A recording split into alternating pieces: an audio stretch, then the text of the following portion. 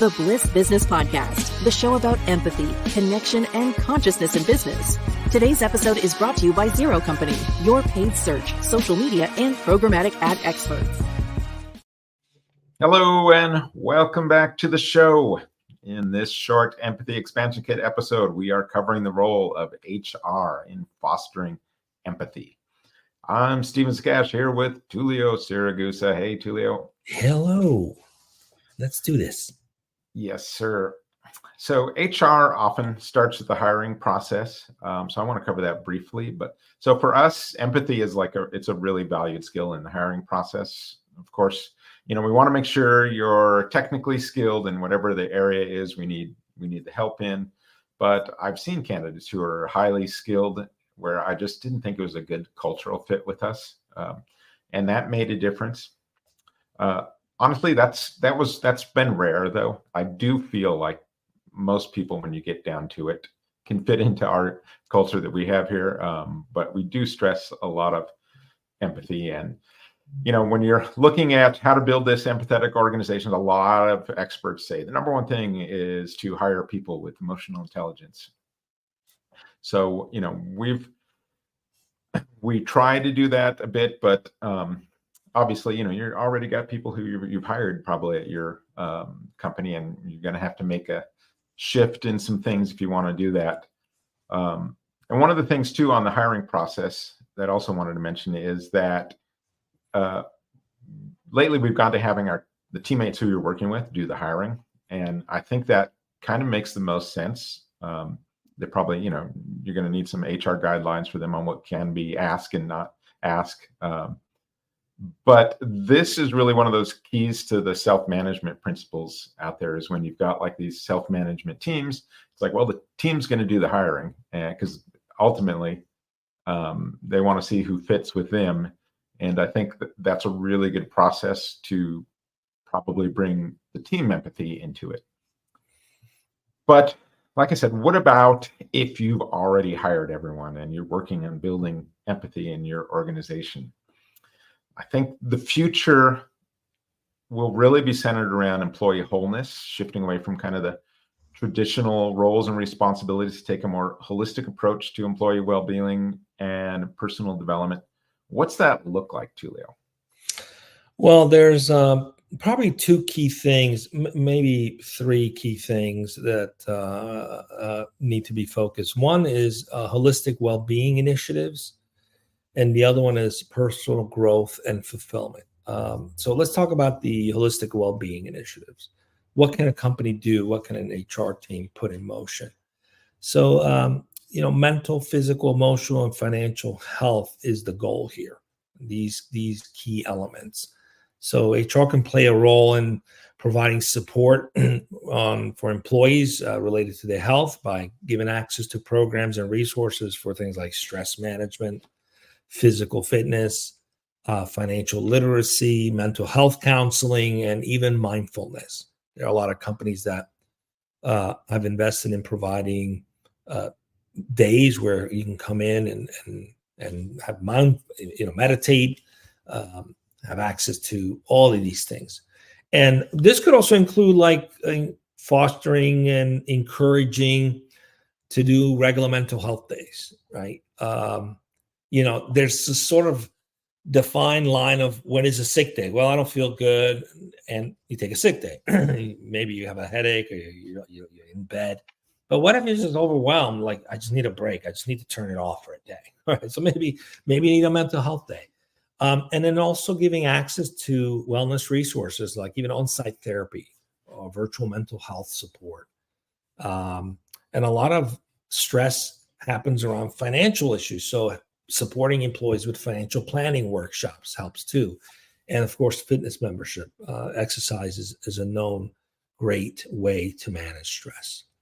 And really, it's about bringing to the foresight the work-life balance challenge, right? Having emphasis on helping employees maintain a healthy work-life balance. And this is about recognizing that their productivity and creativity are closely tied to having the time to recharge and pursue non-work passions, right? So one feeds the other. If they're not getting enough time to do the things they love that gives them energy, then they're just kind of going, it feels like a grind. They'll eventually burn out. So HR policies could include things like flexible work schedule, hybrid or fully remote work schedule, and even designated no meeting days. That's actually pretty creative things, like no meeting days. A lot of people complain how many meetings they have to do. It's stressful. Like you look at your calendar, I got 4 meetings and I don't feel like talking to anybody today. Sometimes you just need a no meeting day. So a mental health day doesn't have to be a completely day off. It could be, I'm having no meetings today. I just want to do my work and not talk to anybody. Sometimes that happens. So bringing these things to the fold, creating more holistic well-being initiatives is key. The other thing about personal growth and fulfillment we mentioned is creating more purpose behind the work. And this is about aligning what employees love doing with their personal passions and sense of purpose. So it creates opportunities for them to find meaning and fulfillment in what they do. So it could involve offering mentorship programs, coaching, career path planning, and these kinds of support help the employee feel like they have a long-term personal goal that can work towards. They have support towards it. They might even get professional support and development towards it. And this is going to help them build skills, including self-awareness, to achieve those goals. Even if those goals take that employee out of your company someday, that's okay. Because in the process of doing that, I have seen tremendous contribution from those employees who are just happy. They're working towards something, and they'll give you 110% because they feel a sense of like gratitude for you helping them achieve their ultimate goal. So it's something that pays back big dividends. Yeah, I want to just underline that a little bit. I think it's really important, to try and get your company purpose and employees' higher purpose, try and get those higher purposes aligned in some way. It's really, like you said, a way to energize kind of your staff. And I think future of HR will be really, really good at sussing that out and figuring out that process.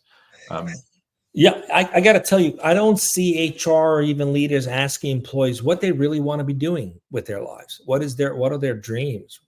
You'd be surprised when people don't open up. I had one person once told me that she wanted to own a bakery. This was in a tech company. You're pretty far removed from owning a bakery in a tech company. So we mapped out all the skills she needed to develop to be able to run a bakery. And over a few years, we gave her roles and opportunities to go develop those skills. And eventually she left to open a bakery. And it was a proud moment for me because I was like, I'm happy to lose someone to their passion. So there's more that can be done around that. And this is about also lifelong learning too, supporting continuous personal and professional growth. Create models where people have access to training, language courses, new skills, workshop, creativity workshop, coaching them to develop emotional intelligence, or even just mapping out what skill gaps they have to ultimately achieve their goals, and then giving them opportunities to fill those gaps. I think that goes a tremendous way to helping people create better well-being in the organization. And also the third part is supporting people through major life events. It could be someone becoming a parent. As exciting as that is, it's incredibly stressful and scary for a lot of people. And also caring for aging family members. There's tremendous guilt and stress and shame that gets built into, like, I'm not doing enough for my elderly parents. Create a model where people can take care of that. And also navigating personal crisis. People go through it. We're not perfect. We make mistakes. Some people develop addictions, other things that take place. They need help navigating through. And even transitioning into retirement, planning for that. These are all opportunities to create well-being for the employees, to create an environment where you're fostering empathy in the workplace. And there's a lot to be done in this space, Stephen. It's not being done. Yeah. And I especially that last part, you're really talking about the wholeness of kind of HR and talking about those big life events. I think at most work, it's just, maybe you're talking about that with a colleague, but there's nothing really structured in place for a lot of these needs that employees may have over the course of their life and working with your company. If you can. There's still a lot of people afraid of mentioning when they're going through stuff because they might get fired. That's a shame that still exists today. This should openly be able to say, I need help So with this goes right into wholeness in leadership. Like, you really need HR to kind of lead the way a little bit with helping train your leaders in that whole person management. So, what we're talking about here with leading with empathy, understanding, support for employees, not just professional lives, but their personal lives, and teach managers how to identify when employees may need this support and how to engage them with empathetic dialogue.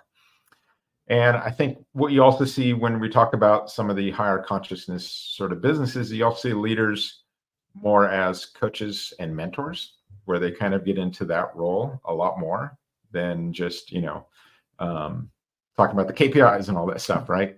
This is more, again, you're talking about more of that wholeness, caring for the whole individual.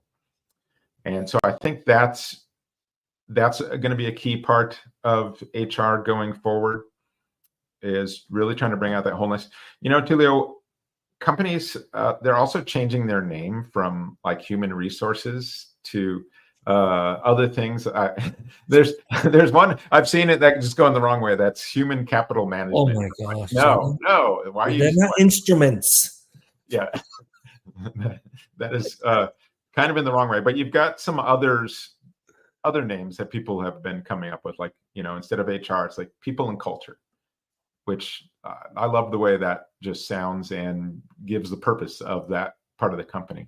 It's another one, employee experience. So that kind of highlights the role in shaping, positive work environment and employee engagement. People success. That's another good one. People development. So this is emphasizing more the growth, the learning, the development aspects. Team member services. So this is more approachable. Gives HR sort of a service-oriented way to frame their work. I like this one, people empowerment.